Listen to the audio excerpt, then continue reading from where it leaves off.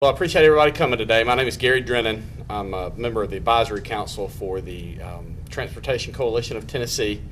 We're a organization made up of 38 different organizations across the state of Tennessee that have been advocating for the past several years for a long-term sustainable funding plan for our road and bridges across the state of Tennessee. With the passage of Governor Haslam's Improve Act back in April to create the needed funding for these projects, those of us who live in Tennessee, our visitors and industries have a big win. We're going to talk a little bit about that today. First, I'm going to start with talking about the fact that the Improve Act contains the largest tax cut in the history of the state of Tennessee. Coupled with a modest increase to the gas and diesel user fees, the transportation revenue in this bill is the primary funding for 962 projects across all 95 counties in Tennessee. Those dollars won't fall solely on the shoulders of Tennessee residents because out-of-state truckers and tourists will be helping fund our roads and bridges in this great state. So the first thing I'd like to do is thank Governor Haslam for his leadership. As most of you know, the last time we had a long-term sustainable funding plan was 1989. It took a lot of courage and leadership on Governor Haslam's part to present this plan, and so we're very grateful to him for doing so. He started in 2015 with a listening tour across the state, visiting all corners of the state, asking about the most important projects in every community and getting feedback on our roads and bridges. In 2016, he released a list of projects publicly that would be funded across all 95 counties, and then began work on a funding project or a funding plan to get those projects paid for.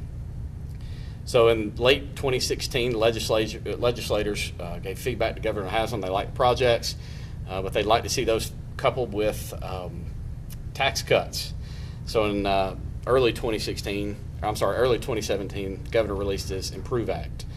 We want to thank a couple of legislators who were crucial in that piece of legislation. First and certainly foremost, the sponsors in the House, Chairman Barry Doss and Chairman Bill Dunn, in the Senate, Majority Leader Mark Norris, and of course Lieutenant Governor Randy McNally, who played a key role in this. Also want to thank Representative Curtis Johnson and Senator Jim Tracy, both of whom serve as Speaker Pro Tem of their chambers, for their leadership on this project. Most importantly, we want to thank all the legislators who had the courage to vote yes on this important piece of legislation and the funding stream to advance our transportation system. Their votes of approval have set Tennessee up for increased economic competitiveness, safety, mobility, and quality of life. Particularly on a safety front, we hope to see a decrease in deaths from the 1,036 lives lost in 2016. A recent report from AAA found that infrastructure improvements substantially reduced both the number and severity of crashes by limiting the consequences of poor driver behavior. Highway infrastructure improvements do this by separating motor vehicles in time and space and limiting the angles at which vehicles can collide, reducing the likelihood and consequences of collisions. Clearly, using AAA's criteria, the Improve Act will deliver crucial safety and travel improvements. In addition to road improvements across the state, Tennesseans will see other benefits. We're here to talk about some of those specifics. As I mentioned earlier, the tax cuts, those are very significant. So let's talk about the one that has probably gotten the most attention and will affect Tennesseans across the state. Tennesseans will see a decrease of 20% on their grocery taxes beginning July the 1st. It's been said you'll save more at the store than you pay at the pump, and that's a big win for Tennessee families. The Improve Act cuts more than $500 million in taxes each year at its full implementation, and next year in 2018, nearly $300 million in tax cuts will be realized. Implementation of the Improve Act also includes property tax relief for eligible elderly and disabled homeowners and service-disabled veterans. Also, as you probably read, the Hall income tax, which has been approved by the legislature but unscheduled, will be implemented as part of this piece of legislation. Finally, and maybe most importantly, counties and cities will see direct benefit. County and city governments receive money from gas and diesel revenues based on a long-standing formula. Over the next 15 years, this money will go into local government coffers. So let's talk about specifics for Campbell County. Campbell County will see an additional investment of $138,151,000 in the next 15 years. That includes $285,000 for the city of Jacksboro, $333,000 for the city of Jellicoe, $324,000 in Caryville, $1 million in La Follette, and $251,000 in Rocky Top. It also includes new money for Campbell County. Beginning in 2017, Campbell County will see an additional $413,000 in new revenue, $552,000 in 2018, and $692,000 in 2019. Have these specifics laid out for you. I'll pass out when we finish. And of course, every county has some of the 962 TDOT funded projects. In Campbell County, there are 15 TDOT projects totaling an investment of $125 million. These projects are detailed and mapped in the folders I'll be passing out. And lastly, local option referendums for additional transit funding were approved as part of the IMPROVE Act in the 15 largest counties, or 12 largest counties across the state. Soon after the IMPROVE Act passed, Lieutenant Governor Randy McNally from Oak Ridge penned details related to the IMPROVE Act. Prior to being elected Lieutenant Governor by his peers, Senator McNally had served as Vice Chairman and Chairman of Senate Finance for the better part of 3 decades.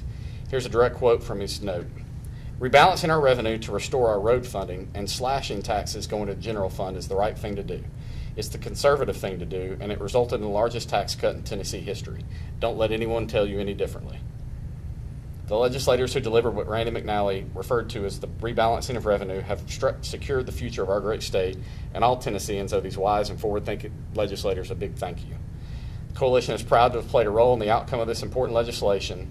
Collectively, we advocated for long-term sustainable funding to meet identified needs, and we're thankful that Tennesseans have been rewarded with just that. In closing, and on behalf of the coalition, we'd like to underscore this fact. Better roads, safe bridges, and tax cuts are smart for the long-term vitality of our Tennessee businesses, our citizens, and our visitors. I have Mayor Morton here today. He's going to talk just a little bit about some of the benefits, and we'll see here in Campbell County. I'll have a couple other folks who will speak as well. And then we'll take questions at the end. Thank you, Gary. This certainly, the IMPROVE Act is certainly good news for Campbell County. Since this county commission was seated in 2014, the Campbell County taxpayer has paved an additional $2.5 million worth of roads because they recognized exactly what we needed here. And it's probably the single thing that we've done to improve safety the most for the citizens of Campbell County. We've also asked for help at the legislature, and we've, the Tennessee County Services Association, certainly the County Mayors Association, have asked Governor Haslam for some assistance as well. And this is a great response, and I know Gary works this issue every day. To see these revenues come in is relief for the Campbell County taxpayer. It'll take a cycle to begin these revenues to bring them in, but we certainly appreciate the relief at the store. And with the numbers that we see in visitation every year through our tourism, we know that there are temporary taxpayers out there that are willing to come to Tennessee and help shoulder that part of the load, and so we really appreciate the opportunity to include them, as well as the trucking industry really stepping up in support as well. So this list of 15 projects has a couple of critical pieces that are going to help us really improve. I mean, you're going to see a 3-lane expansion all the way to the Claiborne County line, nearly. You're going to see a bridge to Campbell County Airport that just so happens to have the airport manager of the year this year. And so transportation is very important in all modes in Campbell County, but you know, with our Lifestar facility and with the medevac aircraft sitting on that airfield, that one project is going to increase response time for those in medical need from another direction and avoid a wait at the railroad tracks. And so not only does road transportation improve our lives as drivers, but it improves our lives in so many other ways. And so we're thankful for that. We thank the legislature and the governor for their response, and we look forward to growing Campbell County. I know Ron Dilbeck is here to talk to you a little bit more about the total impact, but this is great news for Campbell County, and we look forward to seeing these improvements.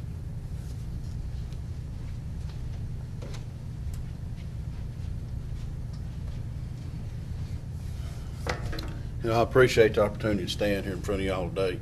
The citizens of Campbell County, we are in a very dire need of this funding, and thankful for the state and all the people that work for us down there. They've went over their way to help us here. You know, additional funding goes a long way here in Campbell County because we are stressed on what we can do because of the number of roads. We have 700 miles of roads here in Campbell County. It's very difficult to maintain roads at what funding that we have. We're very thankful. Gary, we appreciate you, the way you work for us hard. We appreciate the governor and all, Senator Yeager and Mr. Powers. We appreciate them. They do a great job, and we're very thankful. You know, this is going to go a long ways down the road. We have additional funding each year. It's going to increase each year, and that's great. That's going to help us, and that's what we need. That's all I got, Mr. Chairman. Also have some folks from the Lifestart program. We're going to talk just for a minute about the impact they're going to see. So, good afternoon. I'm Terry Neal. I'm the Regional Operations Manager for UT Lifestar. And to talk to you a little bit about the impact that the bridge would have, Dawsett Lane Bridge, into the Campbell County Airport. That's our primary base of operations for the northern counties that we serve, and especially in Campbell County. EMS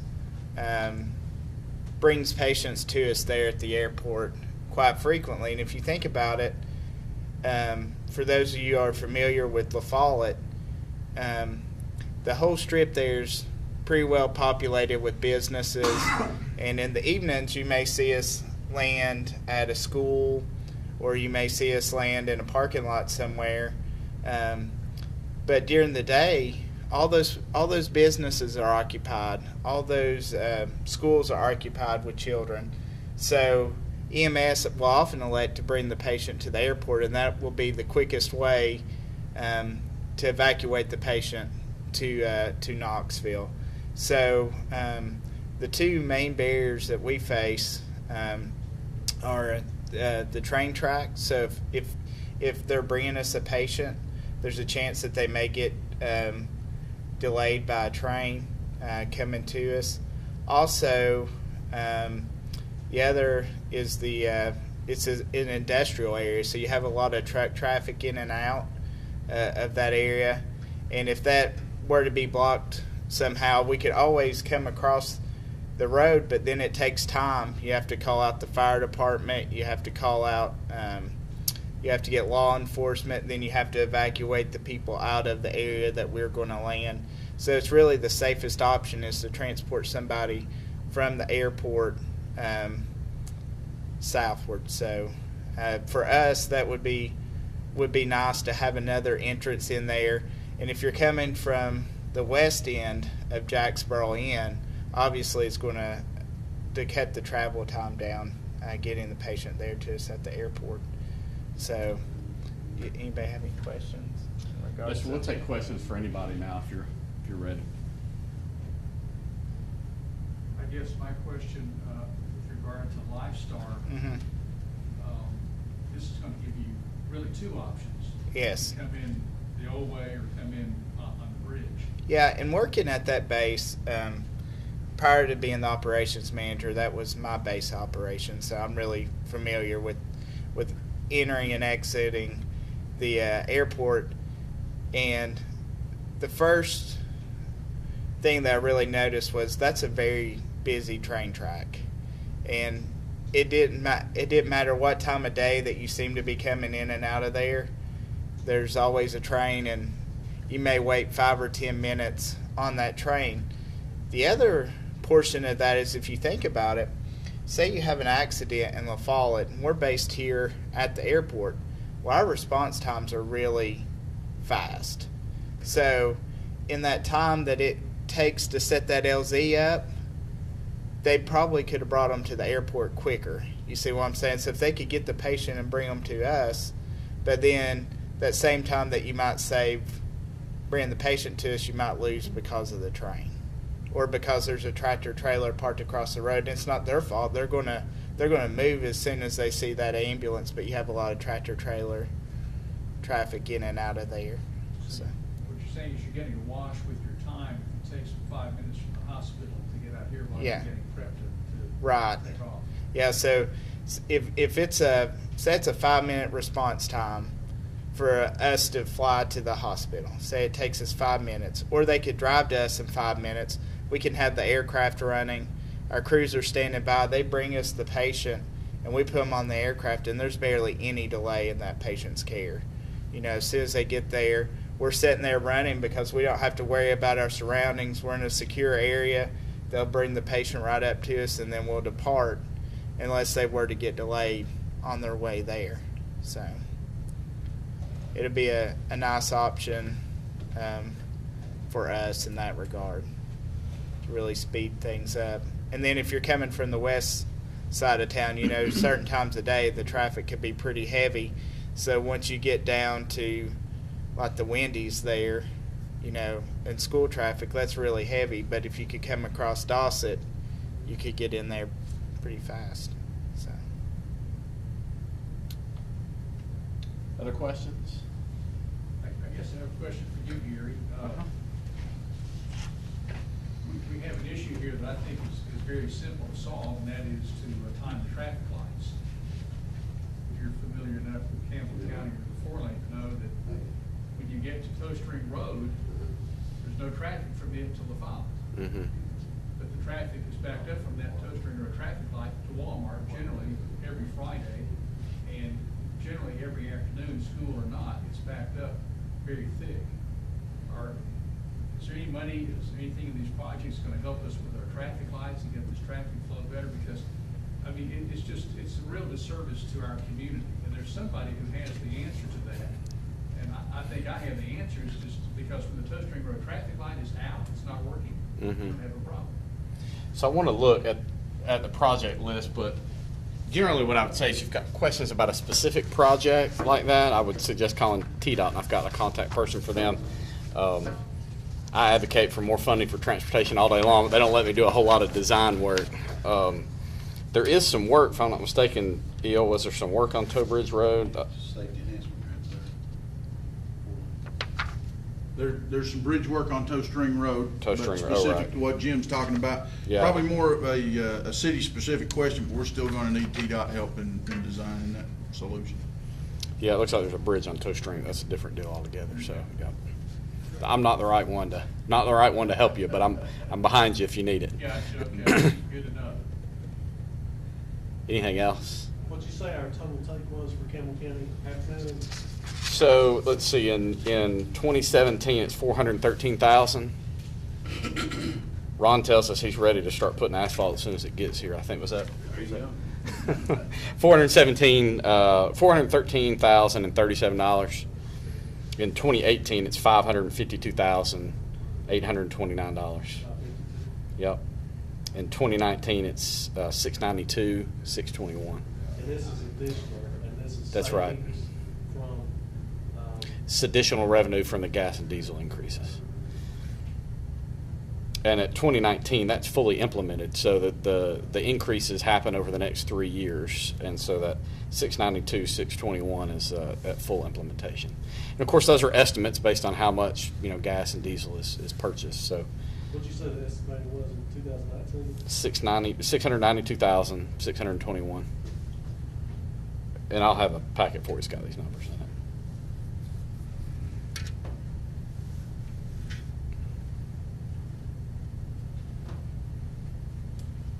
One other point I want to make is that it's nice that Ron thanked us, but what I would tell you is that this legislation doesn't pass if it's not for the county mayors and the road superintendents across the state and other local officials. They let their legislators know across the state how critical this was to their local communities. We've heard across the state that this is a critical piece of local funding that's going to help keep property taxes lower by providing the state funds. And so this piece of legislation doesn't pass without their help, and we're very grateful to them. And I want to credit the Campbell County taxpayer for doing their part.